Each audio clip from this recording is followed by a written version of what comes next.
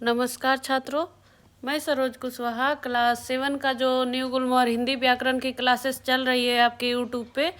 तो उसमें क्या है कि हम जो है लेसन 1 का जो है बैक एक्सरसाइज करेंगे, जो रह गया था कराने के लिए। और सारे लेसनों का एक्सप्लेनेशन कंप्लीट हो चुका है, जो कि आप लोग देख लीजिएगा। पहले वाले जो क्लासेस हैं मेरे, जो लोग सब्सक्राइब किए होंगे उनको सर्च करेंगे तो उनको मिल जाएगा आसानी से, और आप लोग देख लीजिएगा क्लास, ठीक है। या फिर उसके बाद से बैक एक्सरसाइज अब हम करेंगे।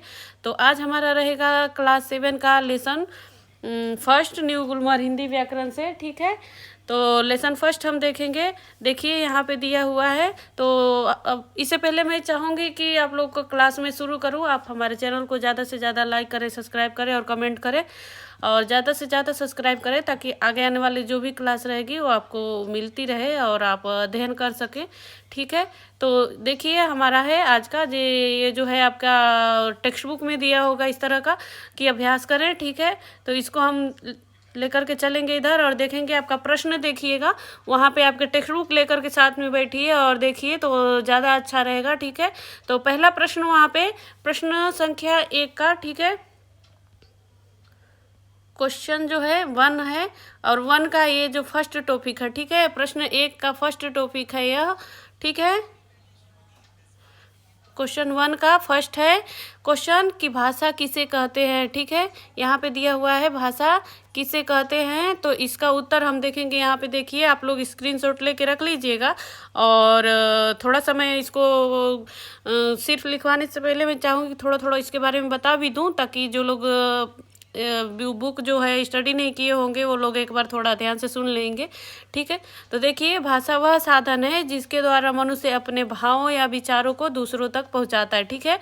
अर्थात भाषा क्या है, एक ऐसा साधन है जैसे कि हमारे भाव, अर्थात हमारे अंतर मन में या हम क्या सोच रहे हैं वो चीज़ को जब हम बोल करके व्यक्त करते हैं अपनी वाणी के द्वारा, और दूसरा मनुष्य जब अपने कानों से सुन करके उसको समझ लेता है कि हाँ वो सामने वाला मनुष्य हमको क्या कहना चाह रहा है, तो उसी को हम क्या कहते हैं, भाषा कहते हैं। क्या कहते हैं, भाषा कहते हैं, ठीक है।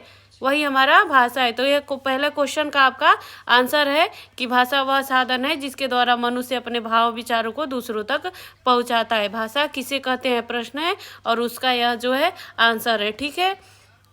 इसी तरह से देखिए क्वेश्चन नंबर 1 का सेकंड जो है, भाषा के कौन कौन से 2 रूप होते हैं, ठीक है।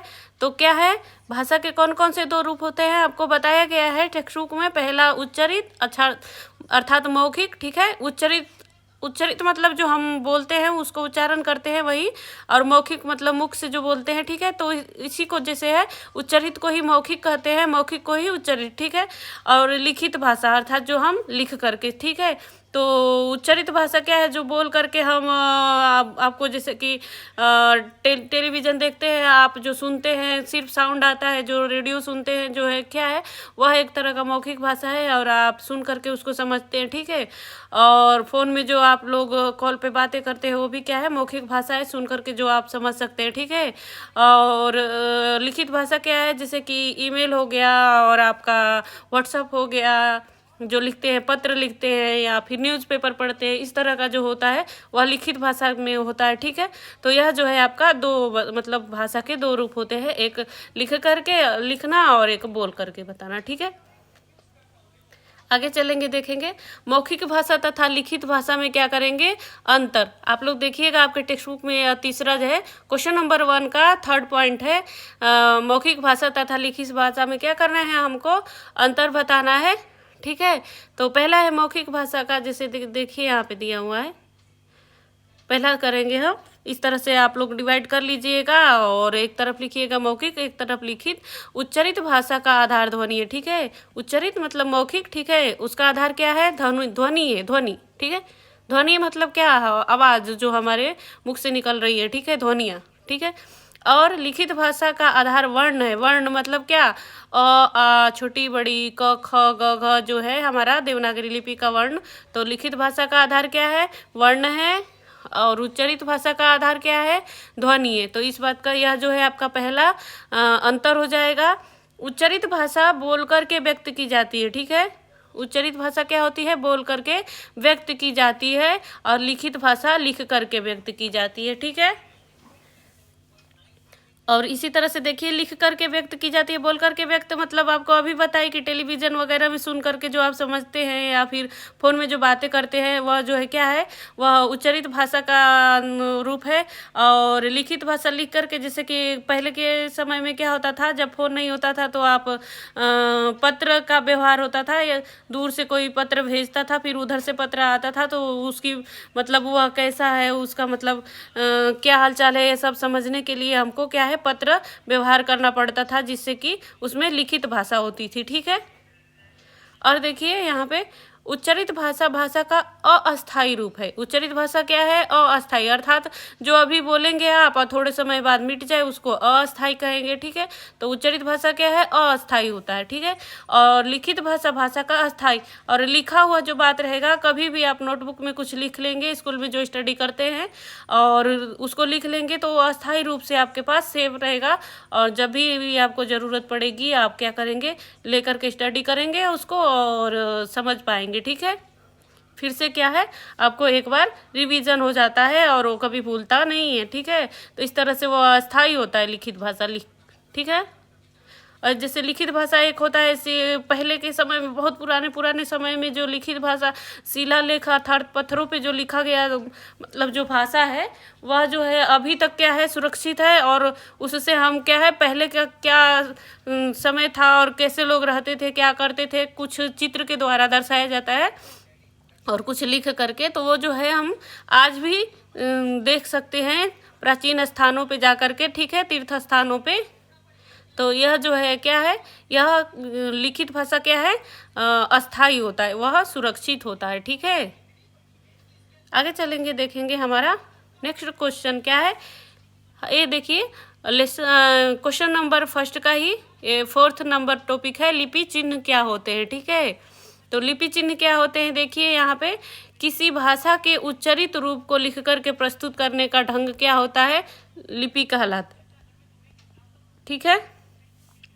लिपि कहलाता है किसी भाषा को उच्चरित रूप लिखकर प्रस्तुत करने का ढंग, अर्थात जो आप बोलते हैं और उसे लिखते हैं जब, जैसे कि लिपि चिन्ह क्या है, तो लिपि चिन्ह अभी आपको बताया गया है, जैसे कि ये अ है हिंदी का, देवनागरी का, ठीक है, आ है, इस तरह से स्वर, और व्यंजन में देखिए क ख, इस तरह से क ख ग घ ङ जो भी है आपका, तो ये जो है हमारी लिपि चिन्ह बनाए गए हैं, ठीक है।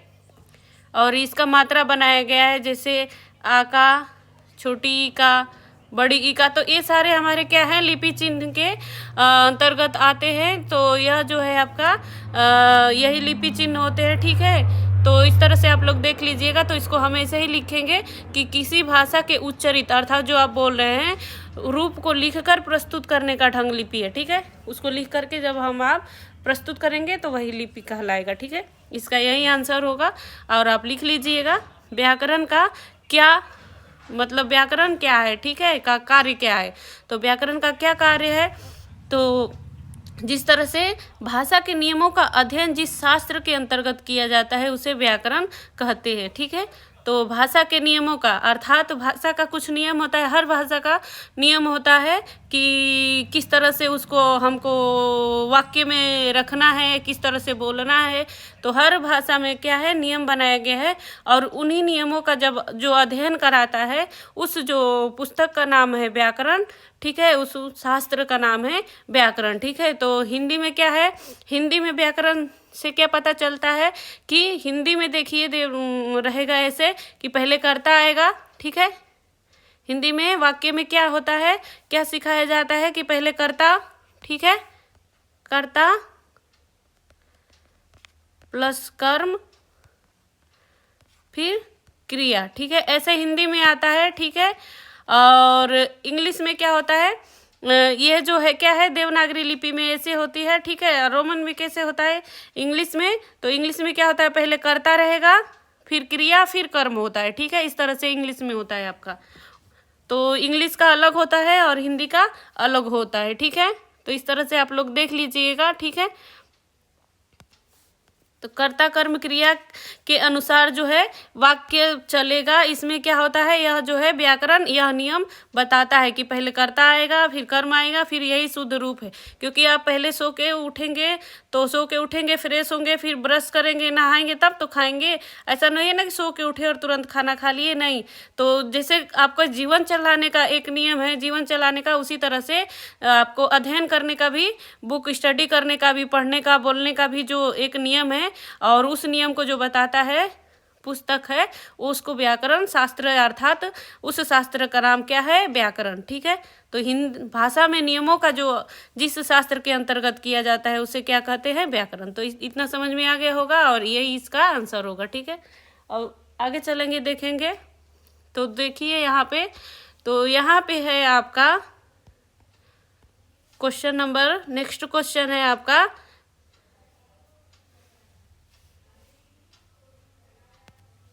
एक सेकेंड,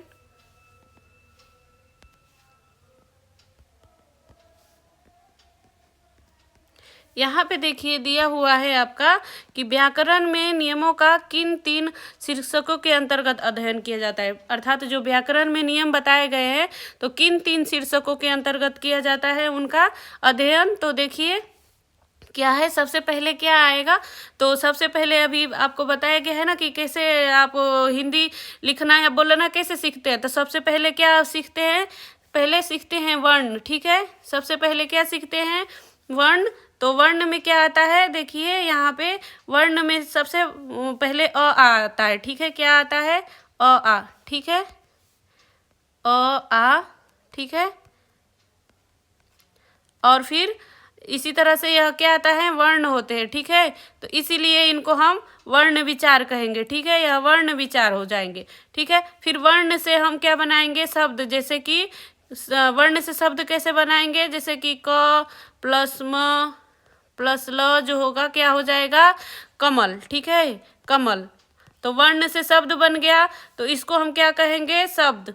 ठीक है, शब्द विचार। ठीक है, तो पहला क्या हो गया आपका, पहला जो हो गया ये 3 अंग कौन कौन से, तो इसमें पहला हो गया आपका वर्ण विचार। ठीक है, और दूसरा अंग आपका क्या हो गया, शब्द विचार। ठीक है, शब्द विचार आपका दूसरा अंग, और तीसरा अंग क्या बनेगा, अब शब्द जो है इसको हम क्या करेंगे, कमल जो है ऐसे लिखेंगे। अब इसको शब्द को क्या करेंगे, शब्द को वाक्य में बनाएंगे, कमल। देखिए, कमल तालाब में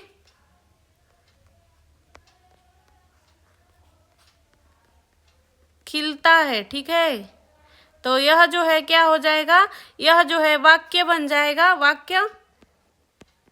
तो यह वाक्य बन गया, तो वाक्य जब बन जाएगा तो यह क्या हो जाएगा, तीसरा नियम जो हो जाएगा आपका वह हो जाएगा वाक्य विचार। ठीक है, तो इस तरह से आपका 3 अंग हो जाएंगे। ठीक है, व्याकरण के 3 अंग हो जाएंगे। कौन कौन से, तो पहला वर्ण विचार, दूसरा क्या शब्द विचार, और तीसरा क्या हो जाएगा आपका वाक्य विचार। तो इस तरह से आपको समझ में आ गया होगा और लर्न भी हो गया होगा। इसे लर्न कराने की ज़रूरत भी नहीं पड़ेगी, आप इतना समझा देती हूँ कि आप बस समझ के ही लर्न कर लेंगे और अपने शब्दों में लिख सकेंगे। ठीक है, आगे चलेंगे, देखेंगे। अब देखिए हमारा क्वेश्चन नंबर 2 आ गया।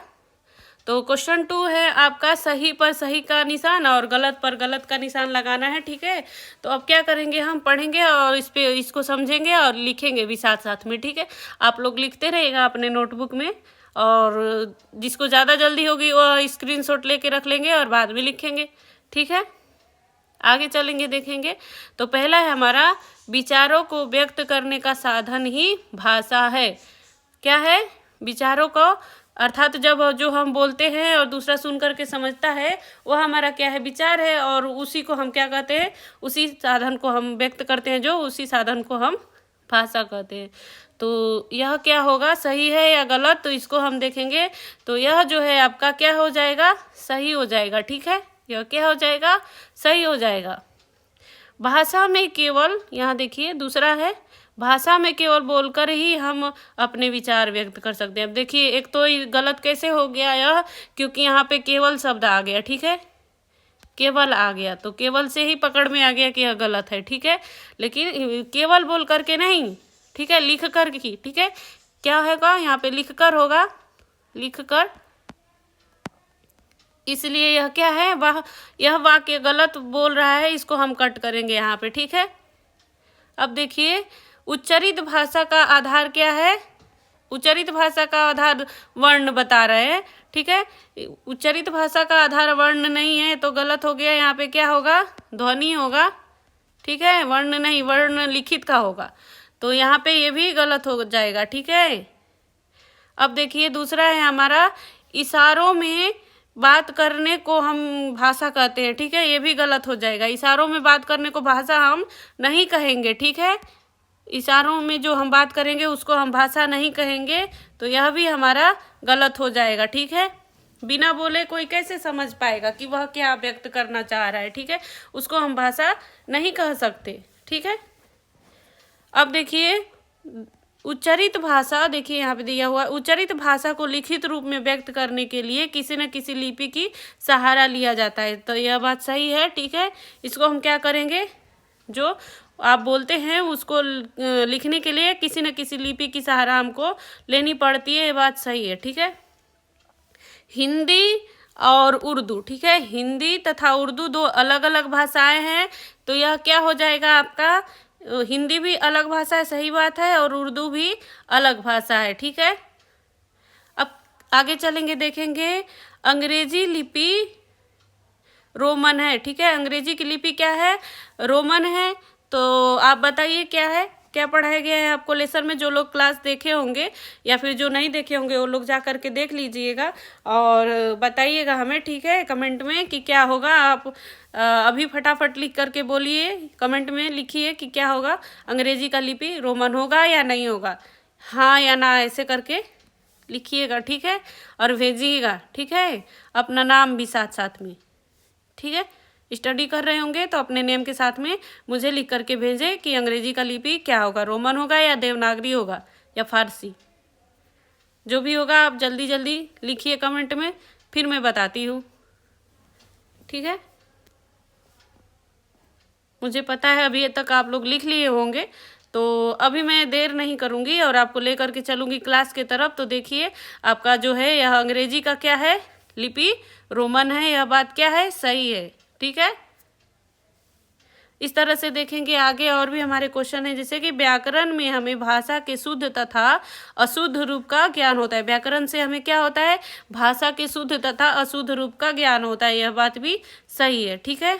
आगे चलेंगे, अब देखेंगे, देखिए अब जो है हमारा वो जो है टिक और क्रॉस खत्म हो गया है, ठीक है। अब देखेंगे आगे चल के, तो रिक्त स्थानों की पूर्ति करना या फिल इन दी ब्लैंक्स है, तो इसको हम करेंगे, ठीक है। तो देखिए कैसे करेंगे, तो यहाँ पे दिया हुआ है हमारा क्वेश्चन है, भाषा वह ब्लैंक है, ठीक है, जिसके द्वारा हम अपने विचारों को दूसरों तक पहुँचाते हैं, ठीक है। तो भाषा क्या है, तो यहाँ पे आपको भरना होगा, तो यहाँ पे दिया हुआ है एक साधन और एक अवस्था, तो भाषा क्या अवस्था है, तो इसको हम यहाँ अवस्था लिख दें तो सही रहेगा, नहीं, गलत हो जाएगा। भाषा क्या है, अवस्था नहीं है कोई, वो जो है पहले ऐसा नहीं है कि पहले छोटा बच्चा है, बेबी है, फिर थोड़ा बड़ा होगा, फिर वह यंग होगा, फिर बुजुर्ग हो जाएगा, इस तरह से नहीं। वह क्या है, भाषा कोई अवस्था नहीं है, वह नहीं बढ़ता, इस तरह से नहीं बढ़ता है। भाषा क्या है, एक साधन है, ठीक है। तो अवस्था कट हो जाएगा, साधन टिक होगा, यहाँ पे हम लिखेंगे साधन, ठीक है, साधन। तो भाषा क्या है, साधन है, ठीक है, इस तरह से आप करेंगे, ठीक है। दूसरा हम देखेंगे, तो भाषा के दो रूप होते हैं, पहला उच्चरित तथा दूसरा क्या, मौखिक, नहीं मौखिक नहीं, लिखित। उच्चरित को ही तो मौखिक कहते हैं, तो यहाँ पे क्या लिखेंगे हम, लिखित, ठीक है, लिखित लिखेंगे। इसी तरह से आगे चलेंगे, देखेंगे हमारा लिखित भाषा का रूप क्या होता है, तो लिखित भाषा का रूप होता है क्या, अस्थाई या अस्थाई, ठीक है, लिखिए अस्थाई या अस्थाई, ठीक है। तो आप क्या लिखेंगे इसमें, लिखित भाषा का क्या वह मिट जाता है, नहीं, अस्थाई नहीं होता है, अस्थाई होता है, ठीक है, अस्थाई, यहाँ पे अस्थाई लिखेंगे, ठीक है। और देखिए यहाँ पे मौखिक भाषा, भाषा का क्या होता है रूप, प्रधान या गौड़, आप बता सकते हैं? जो लोग लेसन पढ़े होंगे वो बता देंगे फटाफट। क्या होता है प्रधान या गौड़? तो यहाँ पे हम भरेंगे आपका, देखिए यहाँ पे हम भरेंगे गौड़ नहीं होता है मौखिक भाषा, प्रधान होता है, प्रधान होता है, गौड़ नहीं होता है। ठीक है, इसी तरह से देखेंगे मराठी भाषा की लिपि का नाम क्या होगा? मराठी जो भाषा है उस भाषा की लिपि का नाम क्या होगा? मराठी या देवनागरी? तो यहाँ पे लिखेंगे देवनागरी, मराठी नहीं होगा। ठीक है, देवनागरी होगा। ठीक है, ऐसे ही आपका ये भी क्वेश्चन कंप्लीट हो रहा है। ठीक है, अब देखिए क्वेश्चन नंबर 4 हमारा है यहाँ पे कि भाषाएं किस लिपि में लिखी जाती है। तो यहाँ पे निम्नलिखित भाषाएं दिया, निम्नलिखित मतलब जो नीचे लिखी हुई है। ठीक है, निम्न मतलब निम्नलिखित था, निम्न मतलब नीचे। ठीक है, तो जो नीचे लिखा हुआ है तो उसकी भाषाएं क्या होती है उसको हम जानेंगे। तो देखिए हमारा निम्नलिखित भाषाएं क्या क्या दिया हुआ है। तो यहाँ पे दिया हुआ है नेपाली, तो नेपाली का क्या होगा आपका? आप लोग लिपि पढ़े होंगे, बताइए। तो यहाँ पे होगा देवनागरी। ठीक है, देवनागरी होगा नेपाली का। ठीक है, जर्मन का क्या होगा? जर्मन का यहाँ पे रोमन होगा। ठीक है, रोमन लिपि। और उर्दू का क्या होगा? उर्दू का फारसी। ठीक है, फारसी, फारसी होगा। ठीक है, और संस्कृत का क्या होगा? तो संस्कृत का देवनागरी होगा। ठीक है, देवनागरी होगा। हिंदी का क्या होगा? देवनागरी। ठीक है, देवनागरी। तो ये बात आप लोग लर्न कर लीजिएगा। ठीक है, और पंजाबी है तो उसका क्या होगा? गुरुमुखी होगा, गुरुमुखी। ठीक है, तो यह जो है आपकी भाषाएं हैं, दी हुई इम्पोर्टेंट भाषाएं हैं जो एग्जाम में आपके आ सकते हैं। तो इस तरह से आप लोग कर लीजिएगा इसको और लर्न कर लीजिएगा। और मुझे लगता है अभी आज का यहाँ पे क्वेश्चन समाप्त हो रहा है आपका, और आगे जो भी मतलब लेसन होगा उसका एक्सरसाइज मैं लेकर के आऊँगी। तो आप लोग मेरे चैनल को सब्सक्राइब कर लीजिए ताकि जो भी मैं आगे आने वाली क्लास डालूँगी तो आपको मिलता रहे। और ऐसे ही पढ़ते रहिए और बने रहिए हमारे साथ। ठीक है, और देखते रहिए the Hindi classes bye Saroj Kushwaha. आज के लिए बस इतना ही, धन्यवाद।